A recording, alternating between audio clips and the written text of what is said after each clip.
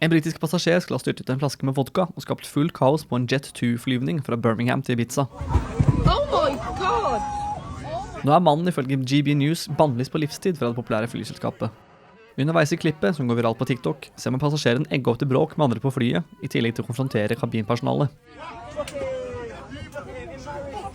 Oppførselen hans bidro til den annen passasjer beskriver som flyvningen fra helvete, med flere bizarre hendelser på den over 2,5 timer lang turen. I tillegg til fysiske håndgemenger skal også flere reisende ha blitt kvalme, kastet opp midtgangen og i andre passasjerers eiendeler. CJ Edward, som lastet opp videoen på TikTok, legger dermed til at det ikke bare var mannen med neongrønn genser som lagde bråk. Folk drakk og gjorde alt mulig rart. Jeg vil bare si at det ikke bare var han, sier han til GB News. Mot slutten av klippet ser man lokal politi på Ibiza pågripe mannen og føre ham ut av flyet til stor applaus.